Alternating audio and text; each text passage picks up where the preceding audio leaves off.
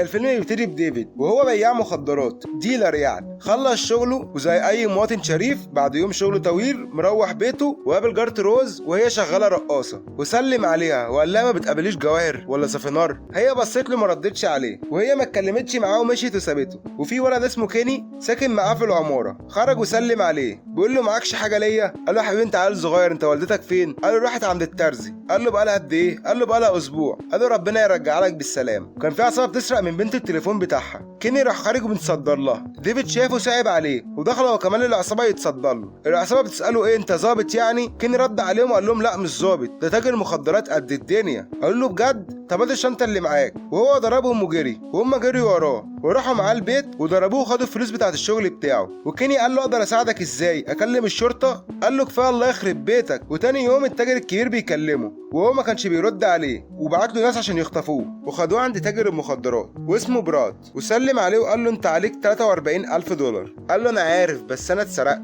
وخدوا مني كل حاجه معايا. قال له انا ممكن اساعدك، ليا شحنه مخدرات صغيره في المكسيك هتروح تجيبها وهديك 100,000 دولار وهلغي لك كل الفلوس اللي عليك. قال له هتديني 100,000 عشان شحنه صغيره؟ قال له هي مش صغيره قوي بس ما تقلقش كل حاجه انا عامل حسابها. هتروح المكسيك على عنوان اللي هديهولك وهتقول لهم انا جاي استلم بضاعه بابلو شاكون. قال له مين بابلو شاكون ده؟ قال له انا. قال له انت عارف ان هم مكسيكيين فممكن يتريقوا عليا عشان اسمي براد، انا مسمي نفسي قدامهم بابلو شاكون. وبعدها روح وحكى لكيني وقال له انا لازم اروح المكسيك لإلا هتقتل. وهما بيتكلموا كان في سياح ماشيين بكرفان وكان معاهم عيالهم، وجاله فكره ان هو ياخد كرفان زي دوت ويروح بيه. وبعديها راح لجارته روز في الشغل وعرض عليها ان هي تسافر معاه، وقال لها بصي احنا ناخد كرفان على اساس ان احنا عيله وهنروح بيه المكسيك، هنجيب مخدرات من هناك ونرجع على طول وهديك 10,000 دولار. وهي رفضت.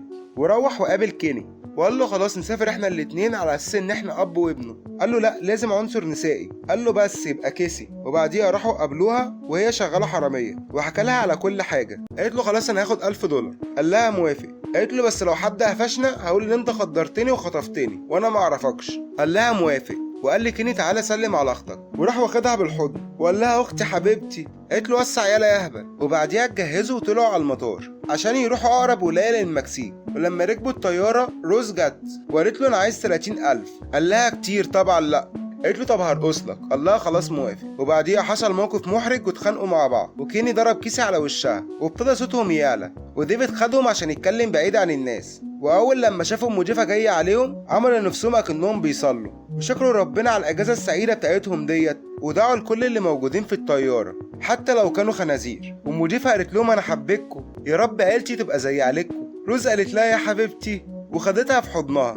ولما وصلوا لقوا العربيه في انتظارهم وخدوا العربيه واتجهوا على المكسيك. لما وصلوا عند الحدود قالوا للظابط قالت ميلان رايحه اجازه. قال له عدي يا حالتها انت وهي، عدي يا حبيبي. ودخلوا المكسيك واتجهوا على العصابه بتاعت المخدرات. ولما وصلوا قابلوا تاجر المخدرات وقال له انا جاي تبع بابلو شاكون. وقال له مين اللي معاك دول؟ قال له اسرتي. قال له طب تعالى ورايا هسلمك. ما الموضوع طلع سهل اهو. وبعديها ابتدوا يحشروا الشاحنه بالمخدرات. وراح وكلم براد وقال له بقى دي شحنه صغيره؟ قال له انا قلت لك مش صغيره قوي. قال له وحياة امك فرقت يعني؟ وقفل السكه في وشه. وبعدها بيبصوا على الباص لقوا ان في كل حته مخدرات حتى على السرير. واتجهوا على امريكا ووصلوا عند البوابات، بس الطريق كان زحمه جدا. وجي جنبهم كرفان تاني وقعد يشاور لهم وهم سلموا عليهم وتعرفوا على بعض وتعرفوا على بنتهم ميليسيا. وكيني اول لما شافها اعجب بيها وهي اعجبت بيه. وبعدها ديفيد داس فرامل فجاه وقع لفه مخدرات مكانوش عارفين يعملوا فيها ايه.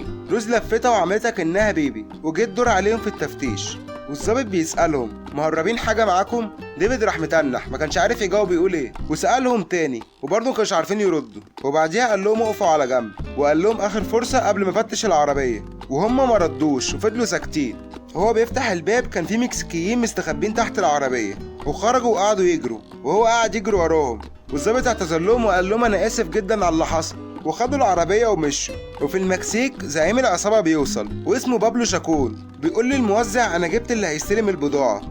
قال له مش انت بعته واستلمها؟ قال له انا ما بعتش حد. وبعديها عرفوا ان هم اتنصب عليهم وبيروحوا وراهم على امريكا. وعيلة ميلر وهم في الطريق العربية بتاعتهم بتعطل وبتطلع دخان. بعديها عيلة دون العيلة التانية بتاخدهم معاها ويتعرفوا على بعض اكتر. ويطلع الراجل دوت ظابط، لا مش اي ظابط كمان، ظابط في مكافحة المخدرات. وودوا العربية عند الميكانيكي عشان يصلحها وراحوا يستريحوا في مخيم. وتاني يوم راحوا يستلموا العربية بتاعتهم. وعيلة دون مشيت ودخلوا لقوا الميكانيكي مخلص لهم العربية ومتكتف. والعصابة وصلت وكانت مستنياهم عن طريق الGPS اللي كان في المخدرات. وبعديها اتعاركوا مع بعض وركبوا الباص وهربوا منهم وراحوا يستخبوا في كرنفال. وكان في واحد بيحاول يتحرش بكيسي وكيني عدى لغاية 3 وراحت روز ضربته وقالت له انت بتعد ليه؟ قال لها ديفيد علمني كده. وبعديها قابلوا ديفيد راحوا عشان يكملوا طريقهم ولقوا قدامهم عيلة دون وقالوا لهم انتوا بتعملوا ايه هنا؟ قالوا احنا جينا نتفرج على الالعاب الناريه. قالوا لهم واحنا كمان. وبعديها زعيم العصابه جه قال لهم دول تجار مخدرات وخرج دون من العربيه وتعارك معاه بالمج بتاعه. وديفيد بيقول لدون استنى هشرح لك. بابلو شاكون بيوصل وبيمسك ميليسيا وكان عاوز يقتله والفاير وورك بيشتغل وهجموا عليه. وكاني معدش المره دي وراح ضربه على طول. والظابط بعديها قبض على بابلو وديفيد اداله السلاح وقال له ممكن نمشي؟ قال له لا لازم اقبض عليك بس